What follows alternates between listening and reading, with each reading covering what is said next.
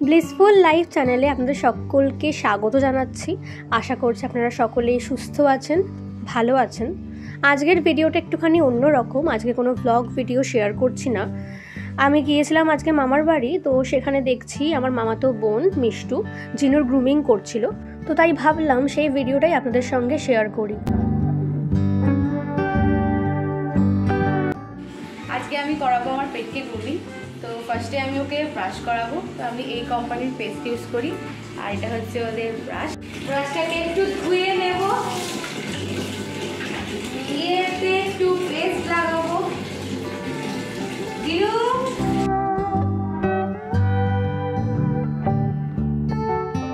এরা ব্রাশ করতে চাইবে না, এদেরকে জোর করে ধরেই ব্রাশ করাতে হয়, আর ব্রাশটা খুব মাস্ট এদের জন্য। তো হয়ে গেছে। তো শীতকালে আমরা পেটেদের বেশি চান করাতে পারি না, কারণ ওদের লোম শুকোতে অনেক দেরি হয়, আর লোম না শুকোলে ওদের বুকে সর্দি বসবে, যেটা একদমই ভালো নয়। শীতকালে এদেরকে চান করাতে হয় 1 মাস অন্তর। তো ওদের গায়ে অনেক গন্ধ ছাড়ে। তো তখন আপনারা কি ইউজ করবেন? একটা ড্রাই শ্যাম্পু নেবেন। আমি হাগ অ্যান্ড ওয়াগের ড্রাই শ্যাম্পু ইউজ করি, আপনারা চাইলে অন্য কোম্পানিরও ইউজ করতে পারেন। তো দেখুন আমি কেমন করে এটা ইউজ করি। এটা কিন্তু কোনো পেড প্রমোশন নয়, আমি যেগুলো ইউজ করি সেগুলো আপনাদের বলে দিচ্ছি, যাতে আপনারা না জানলে কিনতে পারেন। তো প্রথমে আমি একটা ছোট গামছা নিয়েছি, আর এখানে গরম জল নিয়েছি, উষ্ণ গরম জল। তো প্রথমে কি করব, আমি আমার জিনুর গাটা একটু ভালো করে স্পঞ্জ করে দেবো। তো লে ডাউন হোক, হ্যাঁ গুড গার্ল। তুমি স্পঞ্জ করে দেবো ভালো করে, দেখতেই পাচ্ছেন। দিয়ে আমি নেবো এই ড্রাই শ্যাম্পুটা। এটা ইউজ করার আগে আমি ভালো করে এটাকে শেক করে নেবো, দিয়ে গায়েটা ভালো করে স্প্রে করে দেবো। এই প্রোডাক্টটা ফোম বেসড প্রোডাক্ট, এটা গায়ে দিলে কোনো প্রকার ফেনা হয় না, এটা পুরোটাই সোপ ফ্রি। এটা দিয়ে এটা ভালো করে স্পঞ্জ করে দেবো।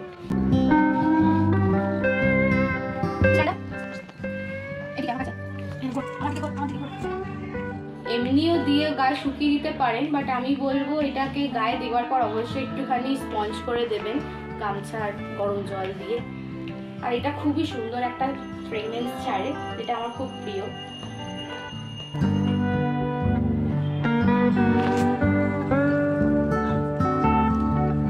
হয়ে গেছে। তো এবার আমি আবার সেম গাটা গামছা দিয়ে ভালো করে স্পঞ্জ করে দেবো।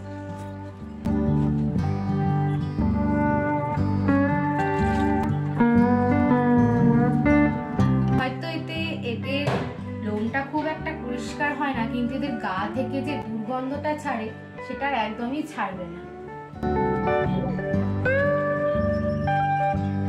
শীতকাল, আমি একে ড্রায়ার দেবো। এদের স্কিনে অবশ্য ড্রায়ার দেওয়া উচিত নয়, যদি ব্লো ড্রায়ার হয় তো অনেক ভালো, কিন্তু আমার কাছে ব্লো ড্রায়ার নেই, তো আমি এমনি ড্রায়ারই দিচ্ছি।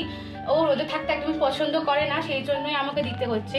আপনাদের পেট যদি রোদে থাকতে ভালোবাসে তো অবশ্যই এরকম গা মুছিয়ে রেখে রোদে ছেড়ে দেবে।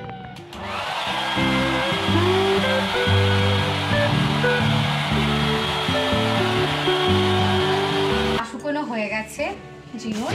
তো এবার আমি ওর ভালো করে গাটা ব্রাশ করিয়ে দেবো। তো ব্রাশ করার নিয়ম হচ্ছে লোমটা এদিক থেকে এদিকে ব্রাশ করা, মানে ওদের লোমটা ঠিক যেদিকে যাচ্ছে সেই দিকেই ব্রাশ করাতে হবে। অপোজিটে করলে এদের লোমের গ্রোথটা হয়তো ভালো হবে না। কুকুরদের ব্রাশ কিন্তু অনেক প্রকার হয়, যেগুলো হেয়ার ব্রাশ আছে, আপনাকে কুকুরের লোম বুঝে সেই ব্রাশগুলো কিন্তু কিনতে হবে। গোল্ডেন রিট্রিভারদের কানে প্রচুর জট পড়ে, সেটাকে তো ভালো করে ছাড়াতে হবে। আর এদের সপ্তাহে আপনি 2 থেকে 3 বার গা ব্রাশ করিয়ে দেবেন, উচিত তো প্রতিদিনই করানো। গোল্ডেন রিট্রিভারদের পায়ের পাতায় প্রচুর লোম থাকে, তো ওদের পা যখন আমরা ধোয়াই তো সেটা তো আর মোছানো হয় না, এর ফলে অনেক লাল লাল ফাঙ্গাস হয়, যেগুলো খুব পরিমাণে ওরা চাটতে থাকে। তো এই ফাঙ্গাস যাতে না হয় তার জন্য ওর পাগুলোকে ভালো করে ক্লিন করতে হবে। ক্লিন মানে বোঝানো হচ্ছে যে ওর পায়ের লোমগুলোকে ভালো করে কাটতে হবে, যেগুলো থাবাতে থাকে, তাহলে এর ফলে আর ওদের পায়ে ফাঙ্গাসটা হবে না। গ্রুমিংয়ের মধ্যে এদের কান পরিষ্কারটাও পড়ে, তো ওর কানে এখন কোনো নোংরা নেই, তো তাই আমি কান পরিষ্কারটা করছি না, কারণ কিছুদিন আগে ওর কানটা ভালো করে পরিষ্কার করে দিয়েছিলাম। তো এরপর আমি ইউজ করব ফন্ডামেন্টের একটা বডি স্প্রে। আপনারা চাইলে অন্য কোম্পানিরও ইউজ করতে পারেন। আপনাদেরকে কোম্পানিগুলো বলছি তার কারণ হচ্ছে যাতে আপনারা কিনতে পারেন, অনেকে জানে না তো, তাই আপনাদেরকে নামগুলোও বলে দিচ্ছি। আর এই গন্ধটা খুবই মিষ্টি। আপনারা চাইলে এটা নাও দিতে পারেন।